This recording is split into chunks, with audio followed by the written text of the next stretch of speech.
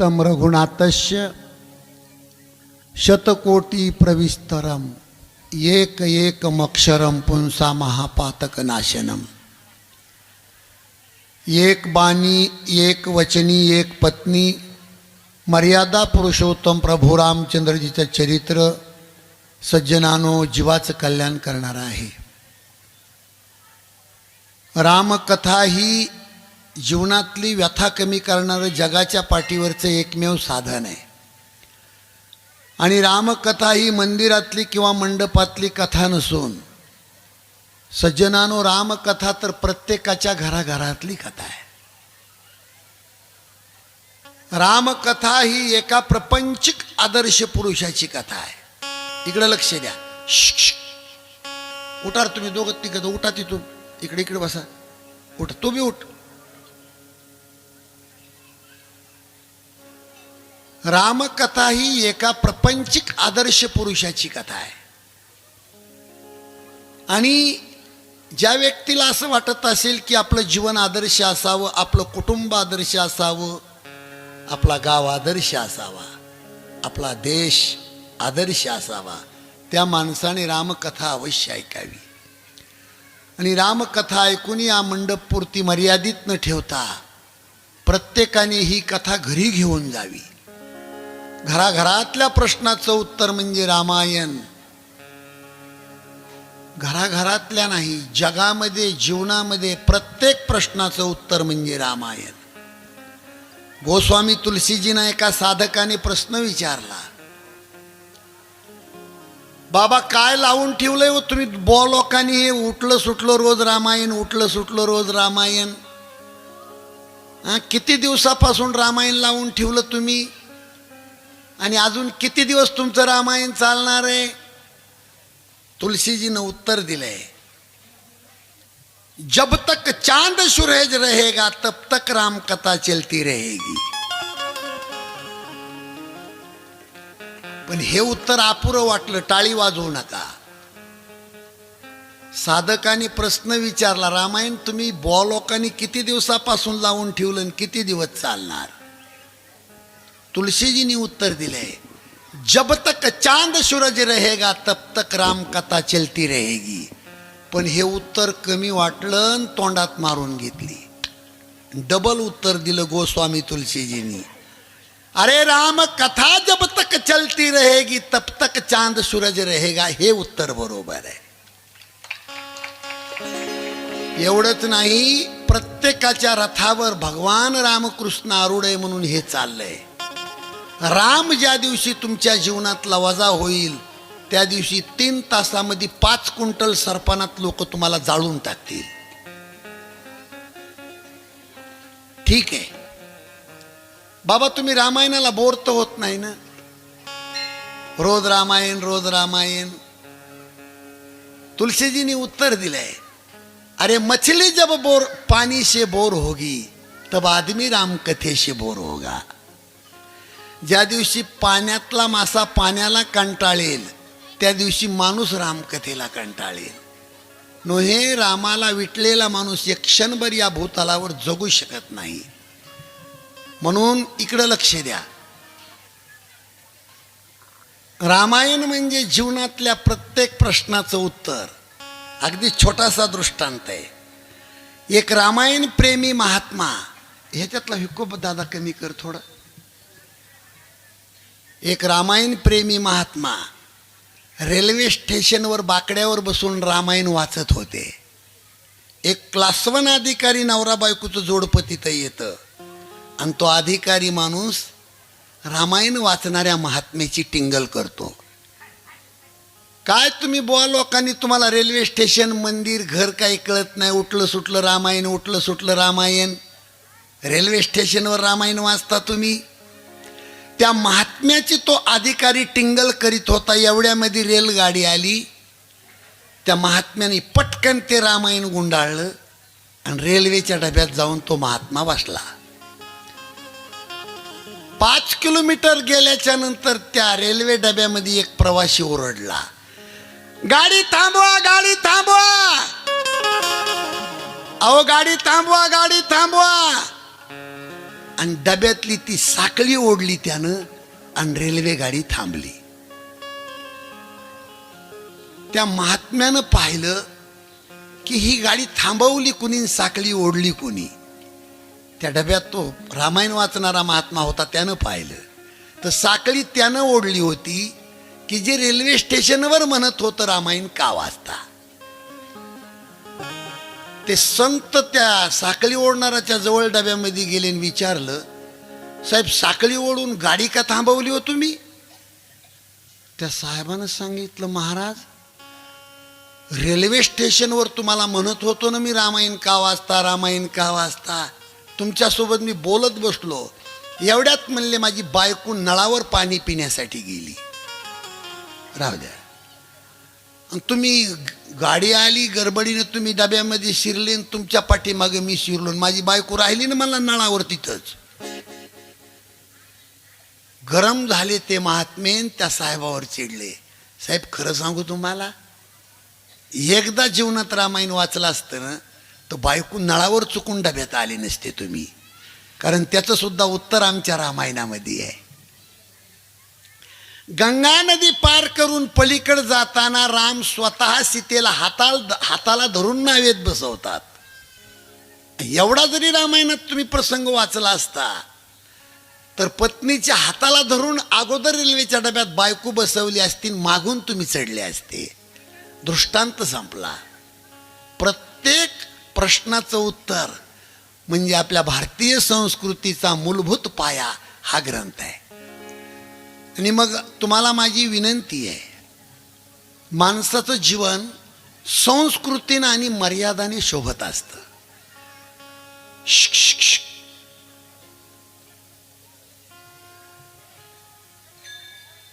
बोलू नका. ते 2-3 लेकरं घेऊन बाई कशाला बसली रे तिथं? ती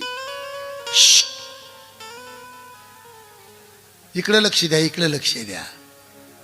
आता संस्कृतीला आपण पायाखाली तुडवून जगतोय, संस्कृती डावलून जगतोय. लक्ष ठेवा. संत श्रेष्ठ वामन भाऊच्या पुण्यतिथीनिमित्त दरबारात बसलोय आपण. संस्कृती पायाखाली तुडवली जाते. माझ्याकडे लक्ष द्या. हो, माईला माहीत आहे ना आपली मुलगी डोक्याचे सगळे केस रिकामी सोडून आज चलती. माईला माहीत नाही बाईच्या डोक्याचा केस जुन्या काळात दिसत नव्हता. आपल्या माईची माय आठवा तुम्ही. आज सगळे केस रिकामी सोडून आपली मुलगी चलती आणि माईला त्याची खूप मजा वाटते, खूप मजा वाटते. संस्कृती डावलून जगतोय आपण, लक्षात ठेवा. आणि श्रीमंती असेल आणि संस्कृती तुमच्या रक्तात नसेल तर 1 नंबरची दरिद्री माणसं आहेत तुम्ही, लक्षात ठेवा. हे सांगितलं भाऊनन बाबानं. छत्रपती शिवाजी महाराजांच्या काळामध्ये बलात्कार करणाऱ्या माणसाला 3 तासात फाशी होती. आज बलात्कार करणाऱ्या माणसाला गव्हर्नमेंट खर्च करून पोसवलं जात आहे त्या अवलादीला. बोलू नका. मावशे मागून आली 3 तासाला कशाला बडबड करती?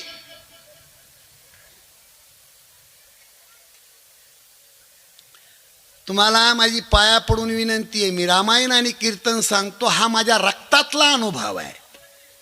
35 वर्षे भजन करून चिखलात झोपलेला माणूस आहे मी. 1 शर्ट्यावर 3 वर्ष मुंबईला गटार खोदलेला महाराज आहे मी.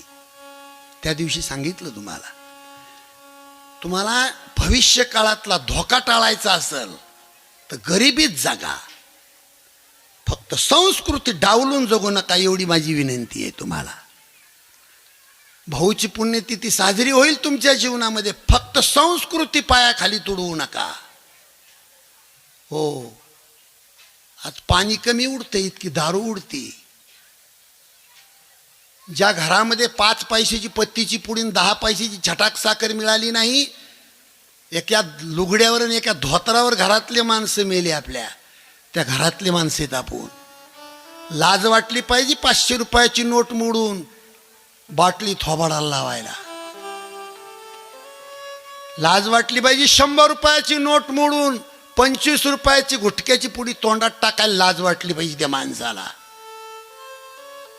त्याच्यासाठी ही पुण्यतिथी आहे, त्याच्यासाठी हे रामायण आहे. आणि रोखठोक बोलतोय मी. तसा गुटखा खाणाराला आणि पिणाराला 10 जणांना ऐकत बी नाही मी.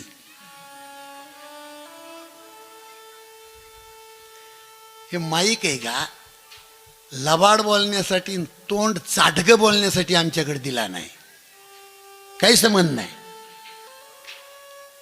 23 वर्ष झालं महाराष्ट्रामध्ये रामायण आणि कीर्तन करतो, पण पलीकड हो म्हणून कोणाचं घेतलं नाही. ही भाऊची न बाबाची माझ्या पाठीमागे ताकद आहे. कोणत्याही गावामध्ये गेलं तर 4 गट राजकारणाचे असतात, लक्षात ठेवा. सगळे माणसं आम्हाला सारखे असतात, काय घेणं देणं नाही कोणाचं. बरीच महाराज मंडळी गावात चहा पेत फिरते, याचा त्याचा वारकाचा उकांडा उकरीते. अरे घेणं काय तुला, आलास कीर्तनाला पाकिट घेऊन निघून जा. म्हणून माझी विनंती आहे तुम्हाला, बरं का. मी आता काल्याचं कीर्तन केलं पंढरपूरच्या जवळ. 5000 महिला माझ्या समोर होत्या. पण काय त्यांची पदर घेण्याची पद्धत, राहण्याची पद्धत, काय संस्कृती हो महाराज. आपल्यासारखीच, आपल्यासारखी. आता काही जणीने घेतला सावरून बी घेतला सावरून.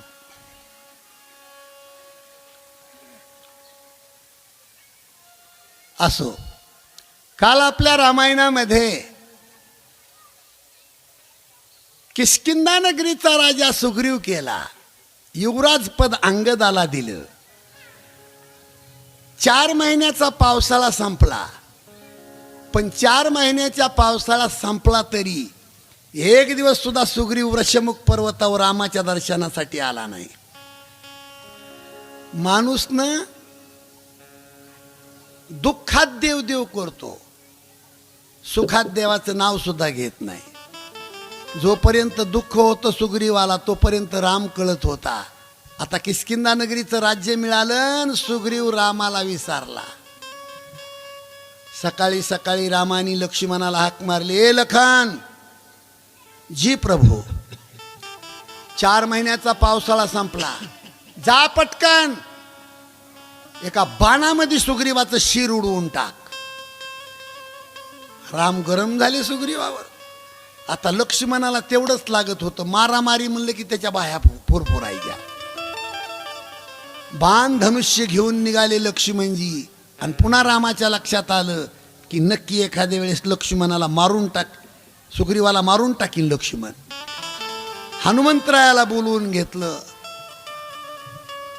ए हनुमंता, लवकर जा आणि लक्ष्मणाला थोडं शांत कर. पाठीमागून पळत गेले हनुमानजी. लक्ष्मणाला थोडं शांत केलं जातंय आणि सुग्रीवाला लक्ष्मणाने हनुमंतरायानं समजून सांगितलं. आणि सुग्रीव 18 पद्मवानर सेना घेऊन वृषमुख पर्वतावर सीतामाईच्या शोधासाठी येतो. आता सीतामाईचा शोध घेण्यासाठी वानर मंडळीच्या 4 तुकड्या तयार झाल्या. दक्षिण दिशेला 1 तुकडी, उत्तर दिशेला 1 तुकडी, पूर्व आणि पश्चिम. शोध कुणाचा घ्यायचा आहे? हो, ए पुरी, ए नीट बस, सरळ बस, सरळ, दाढीचे हात काढ. होय, 4 वानर मंडळीच्या तुकड्या तयार झाल्यात. शोध कुणाचा घ्यायचा आहे? सीतेचा. मला इकडं सांगा, आपण घरचं रामायण आहे आपल्या. सीतेचा शोध घेण्यासाठी वानर निघाले. तर वानरानं सीता पाहिली होती का? मग सीता ओळखायची कशी? बरं, एकही वानर म्हणत नाही रामाला सीतामाईचा एखादा 5 फोटो आहे का? बरं, सीता काळी होती का, गोरी होती, नाकात सरळ होती का, डबलेली होती, खुजी होती का, उंच होती? एक वानर विचारित नाही. पण दक्षिण दिशाच्या टोळीमध्ये बुद्धिमताम वरिष्ठम हनुमान चालिसामध्ये ज्यांना म्हटलं जातं असे हनुमंतराया पळत आले आणि रामप्रभूच्या चरणावर नतमस्तक झाले. आणि हनुमानजी, बुद्धिमान हनुमानजी रामप्रभूला म्हणतात की प्रभू, आईसाहेबांना दाखवण्यासाठी तुमची एखादी खूण द्या, याला म्हणतात बुद्धिमान. आणि मग रामानी बोटातली सोन्याची मुद्रिका काढली, हनुमंतरायाजवळ दिली. हनुमंतरायाला प्रश्न पडला की मालकाची वस्तू ठेवावी कुठं? जर डोक्यावर ठेवावी, एखादा साधू भेटला दर्शन घेताना पडून जाईन. हातात ठेवावी, एखादा राक्षस भेटला मल्लयुद्ध खेळताना पडून जाईन. रामनामांकित मुद्रिका हनुमंतरायानं स्वतःच्या जिभेवर ठेवली, जिभेवर. आणि म्हणून रामायणात असं सांगितलंय, सीतामाईचा शोध करून वापस येईपर्यंत हनुमंतरायाला तहान लागली नाही? लागली तहान. का नाही लागली? साधं उत्तर आहे. काही माणसं लक्झरीमध्ये प्रवास करत असताना खिशामध्ये चॉकलेट ठेवतात. जर गाडीत बसल्या बसल्या नरडं कोरडं पडायचा वाण दिसला तर खिशातलं चॉकलेट काढतं जिभीवर ठेवतं, तहान कमी होती. मी म्हणतो, साधं चॉकलेट जिभेवर ठेवलं तर तहान बंद होती. रामनामांकित चॉकलेट ज्याच्या जिभेवर आहे त्याला तहान कशी लागेल? आणि मग हनुमंतरायानं उड्डाण घेतलं, जय श्रीराम.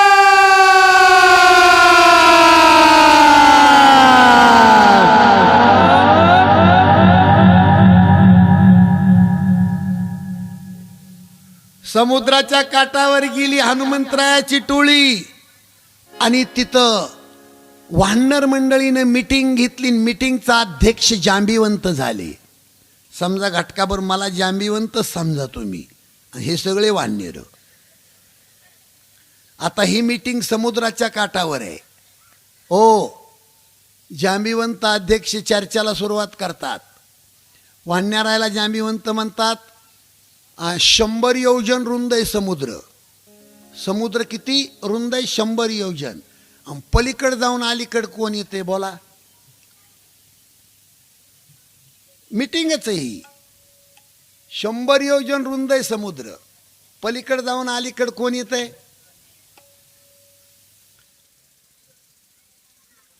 माग येण्यावाला जातो म्हणते का?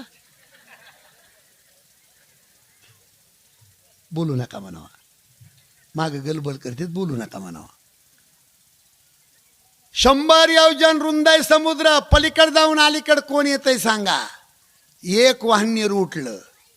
ते वाहनेर म्हणते, बाबा मी 35 योजन जाऊ शकतो. बस खाली. 35 वाला. दुसरं वाहनेर उठलं, बाबा मी 50 योजन जाऊ शकतो. ए बस. 50 वाला. तिसरं वाहनेर उठलं, बाबा मी 80 योजन जाऊ शकतो. बस रे. अंगद उठला, वालीचा मुलगा, बाबा मी पलीकडे जातो पण अलीकडे येईन याची गॅरंटी नाही. असा अंगद वालीचा मुलगा का म्हणतो? त्याच्या पाठीमागं थोडासा इतिहास आहे. अंगद म्हणतो, बाबा अंगद वालीचा मुलगा आणि अक्षय रावणाचा मुलगा, लहानपणी यांचं भांडण झालं होतं. त्या काळात ब्रह्मदेवाने अंगदाला शाप दिला होता, इथून पुढं तुझ्यावर अक्षयची नजर पडली तर तुझी अर्धी शक्ती क्षीण होईल. ब्रह्मदेवाचा अंगदाला शाप होता.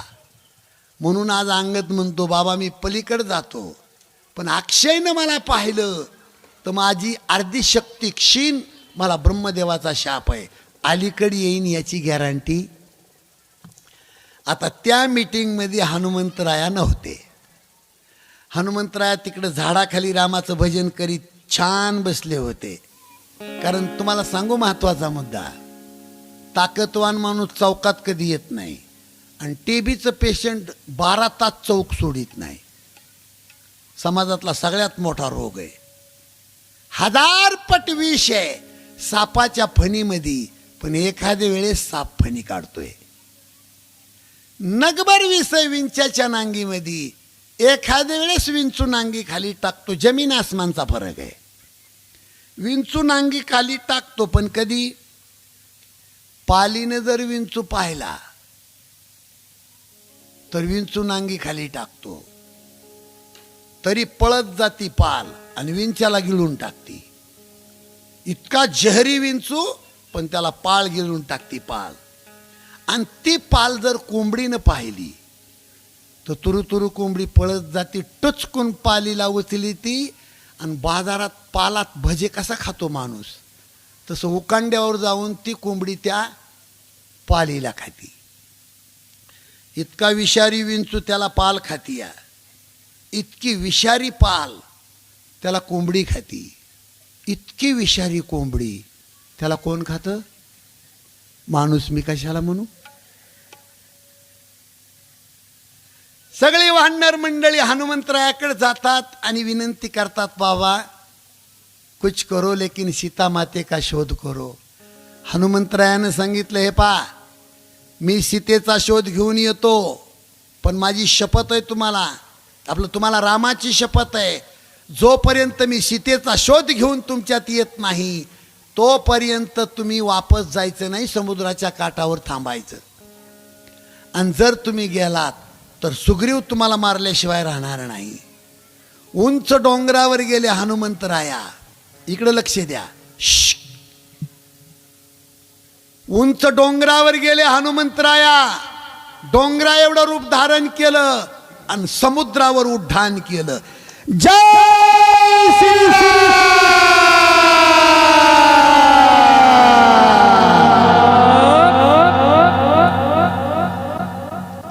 अर्ध्या समुद्रामध्ये गेले हनुमंतराया. सुरसा नावाची राक्षसीन हनुमंतरायावर समुद्रामध्ये धावली. 10 योजन तोंड फाकलं.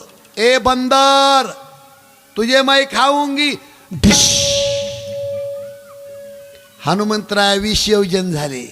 बाईने 40 योजन तोंड फाकलं, माग सरली आणि हनुमंतरायावर धावली. ए बंदर तुझे मैं खाऊंगी.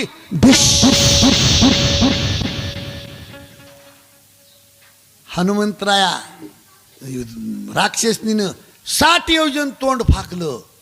हनुमंतराया 70 योजन मोठे झाले आणि धावले हनुमंतरायावर. ए बंदर तुझे मैं खाऊंगी. 80 योजन तोंड फाकलं राक्षसनीनं. 1 योजन झाले हनुमंतराया तिच्या तोंडातून पोटात गेले आणि आताड्याला धरून पंचमीचा झोका खेळले. हो, मधी वडा पाव गारीगार 7-8 रोज डांबरी रोडनं फिरले तिच्या पोटात. आणि 15 दिवस झाल्यावर हनुमंतराया राक्षसनीच्या पोटातून तोंडातून बाहेर आले. हनुमंतरायाला पाहिल्याबरोबर डबल राक्षसीन धावली. ए बंदर तुझे मैं खाऊंगी. हनुमंतराया म्हणले, बेखूब कुठली, मैं अंदर जाकर बाहर आया तो भी तूने मुझे नहीं खाया, अब तू नहीं खाऊंगी तो मैं तुझे खाऊंगा. माग सरले हनुमंतराया. तिच्या डोक्यामध्ये एक बुक्की. जय श्रीराम.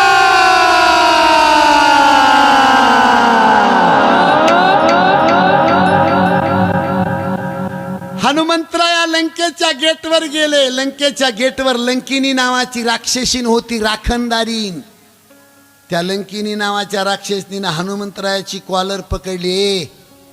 बदमाश कही काय चोर. हनुमंतराया म्हणले, मूर्ख कुठली, दुपारा तुझ्या मालकाने एक बाई चोरून आणली, तो चोर तुला पकडता आला नाही आणि माझ्यासारख्या संताला चोर म्हणती. महाग सरले हनुमंतराया. त्या लंकिनीच्या डोक्यामध्ये विशाल भाऊ एक बुक्की मारली. डिश. लंकिनीच्या डोक्यामध्ये बुक्की मारल्याबरोबर लंकिनी कशी करती, इकडे लक्ष द्या. बुक्की मारल्याबरोबर अशी करती म्हणती, तुम्ही मारवती बुवा का हो. हनुमंतराया म्हणले, क्या बुक्कीत माझं नाव कसं कळालं तुला ती सांग. लंकिनी म्हणती, त्याचं असं झालं भाऊ, पूर्वी रावणाचं भविष्य सांगण्यासाठी ब्रह्मदेव आला होता. रावणाचं भविष्य सांगून या गेटहून ब्रह्मदेव चालला होता. त्या काळात मी ब्रह्मदेवाला विचारलं होतं की ब्रह्मदेवा रावण कधी मरणार आहे. आणि त्या काळात मला ब्रह्मदेवानं सांगितलं होतं, लंकिनी पहिलं या गेटवर एक बंदर येईन, तुझ्या डोक्यात बुक्की मारीन, तुझ्या दातातून रक्त येईल, तू विरक्त होशील, त्याचं नाव मारवती बुवा असेल. आणि तिथून पुढं थोड्या दिवसात रावण मरल म्हणून लंकिनी म्हणती तुम्हीच मारुती बुवा आहेत का? हनुमंतराया म्हणले मारुती बुवा माझंच नाव आहे, तुझं काय नडलंय ती सांग. ती म्हणली माझं एका बुकीत भागलं, माझं काय नाही नडलं.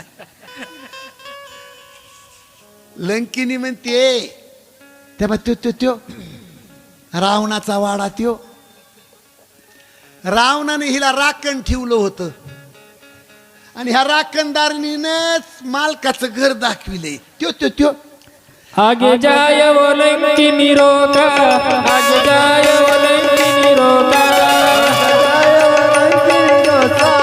आगे जाय वो लंकिनी रोका, आगे जाय वो लंकिनी रोका, आगे जाय वो लंकिनी रोका, आगे जाय वो लंकिनी रोका, आगे जाय वो लंकिनी रोका. मरेवला भयम सुरलोका, मरेवला भयम सुरलोका, आगे जाय वो लंकिनी रोका, आगे जाय वो लंकिनी रोका, आगे जाय वो लंकिनी रोका.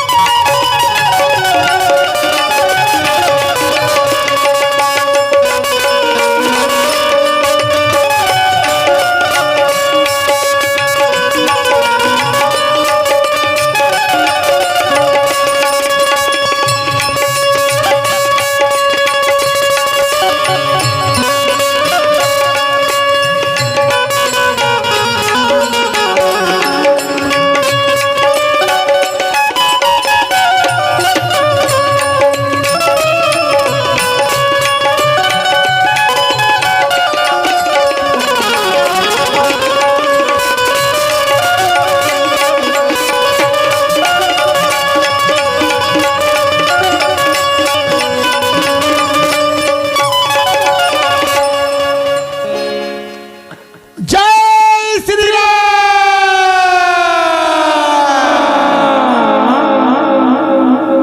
सज्जनानो इकडे लक्ष द्या. राक्षसाच्या नगरीमध्ये संताचं आगमन आहे. रावणाच्या नगरीमध्ये रात्रीच्या प्रसंगी जगातला थोर संत बजरंगबली या घराहून त्या घरावर, त्या घराहून त्या घरावर, त्या घराहून त्या घरावर रात्रभर टिपण चालू आहे हनुमंतरायाचं. इकडं लक्ष द्या. अरे कोणाच्या चुलीवर लोकाचं रक्तमास शिजत आहे, कोणाच्या घरची माणसं गावाच्या चौकात पत्ते पिसतेत, कोणाच्या घरची माणसं दारू पितेत, कोणाच्या घरात मारामारी आहे, कोणाच्या घरात अतिक्रमण चालू आहे. घराघराचं टिपण केलं. माझी विनंती आहे तुम्हाला, हे जिथं ती रावणाची नगरी आहे, हे जिथे तिथं रावणाची नगरी आहे. रामायणाला काय चगळून खाता? अरे ज्या घरामध्ये चोरी आहे, व्याभिचार आहे, परधन लुटलं जात आहे, ज्या घरातली माणसं कपटी आहेत, ज्या घरात दारू पेल्याशिवाय माणसं झोपत नाहीत, ते रावणाचेच घर आणि रावणाचीच नगरी आहे. आणि जर याच्यात कुणी पेताड फेताड तसं असेल तर राग येऊ देऊ नका. रामायण संपल्यावर पटकन उठायचं आणि पहिली माळ घालायची. दुसरं काही शिकवायचं नाही इथं. कुणी पाहिली रावणाची नगरी? हे तुमच्यासाठी ना आमच्यासाठी रामायण आहे. संत श्रेष्ठ वामन भाऊनी तुमच्या आमच्या पायावर संपूर्ण जिंदगी खर्च केली. तुम्हाला पाया पडून विनंती आहे, 70% लोक सध्या ॲक्सिडेंट आणि अटॅकमध्ये मरतात. 100%तले 95% लोक अधोगतीनं आज मरतात. डोके फ्रेश ठेवा, इकडे लक्ष द्या. 70% अटॅक आणि ॲक्सिडेंट आहे. खाली किती उरले? 30%. 25% औषध पिऊन, विहिरीत उडी टाकून, करंट लागून, फाशी घेऊन. 25%. किती झाले सगळे? अहो 95% लोक जर अधोगतीच्या मार्गावर आहेत, 5% कुठंतरी म्हातारं होऊन माणूस मरत आहे. कुठंतरी त्याचं शरीर जीर्ण होऊन मरतंय. पण 95% माझ्या मायबापानं जर रोज हजारो माणसं अधोगतीनं मरत असतील तर तुम्हा आम्हाला काय झोप लागावी? त्याच्यासाठी एवढा खर्च आहे का हा? ही काही जत्रा नाही. जत्रात करमणुकी मनोरंजन असतंय. भाऊच्या पुण्यतिथीला आलोय आपण. अरे माणसाचा शेवट कसा असावा हे शिकवणारा सप्ताह आहे फुलसांगवीचा. हो, भाऊची पुण्यतिथी म्हणजे 2 लाख लोक आहेत उद्या गहिनीनाथगडावर. 2 लाख लोक. महाराज आपण मेलो तास घरातली माणसं रडानात, पण महाराष्ट्र रडतोय वामन भाऊसाठी. हे शिकायचंय आपल्याला रामायणामध्ये. जरा मरण यातून सुटला कोण प्राणी जात, दुःख मुक्त जगला का रे कुणी जीवनात. वियोगार्थ मिलन होते नेम हा जगाचा, पराधीन आहे जगती पुत्र मानवाचा, दोष ना कुणाचा. म्हणून माणसाने सर्व विसरलं तर चालेल, पण 5 क्विंटल सरपण आणि नदीच्या काठावरची आपली जागा कधी विसरू नका. मरण ज्याच्या डोळ्यात आहे तो माणूस रस्ता चुकत नसतो. बुरा किसी को मत कहो खुद बुरा हो जाएगा. अरे ये मट्टी का पुतला एक दिन मट्टी में मिल जाएगा. बुरा देखन मिल गया तो बुरा मिला नहीं कोई.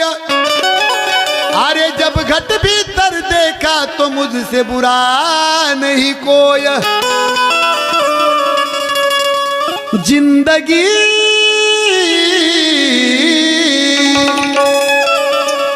जिंदगी एक किराए का घर है, एक ना एक दिन बदलना पड़ेगा.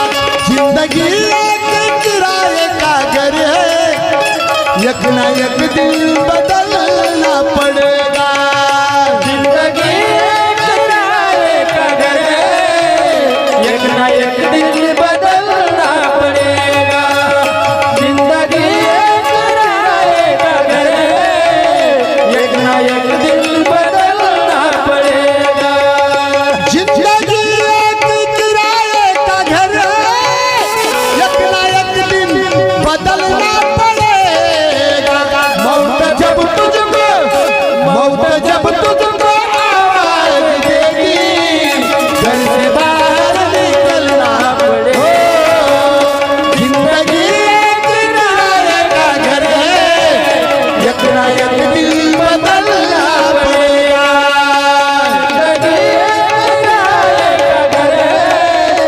एक ना एक दिन बदलना पड़ेगा. जिंदगी एक किराए का घर है, एक ना एक दिन बदलना पड़ेगा.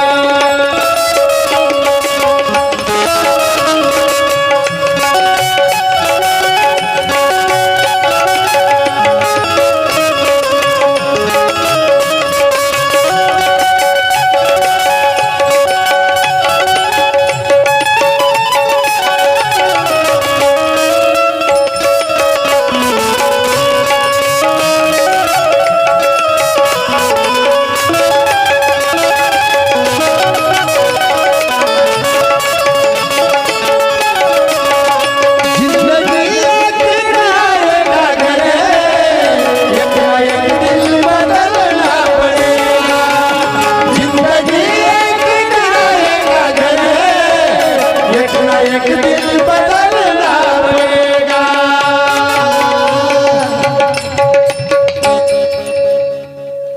आणि वशिला कुठं बी लागन, पण मरणाच्या बाबतीत वशिलेबाजी चालत नाही. प्रत्येकाची पत्नी मिट्टूवनी गोड बोलती, पण शेजेची कामीन. हो, ते कालच घेतलं होतं वैदिनीचं भारोड. मला पण 2-3 म्हणले महाराज एक बार वैदिनीचं भारोड म्हणा बुवा, त्याच्याशिवाय मन भरत नाही. वैदिन एकनाथ महाराजांनी वैदिनीचं भारूड लिहिलं आणि स्त्रीच्या जातीला उपदेश केला. कारण कलियुगातली बाई सोन्यावर जास्त प्रेम करील, धन्यावर प्रेम करताना तिची टक्केवारी कमी होईल, जलशा गाईसारखी.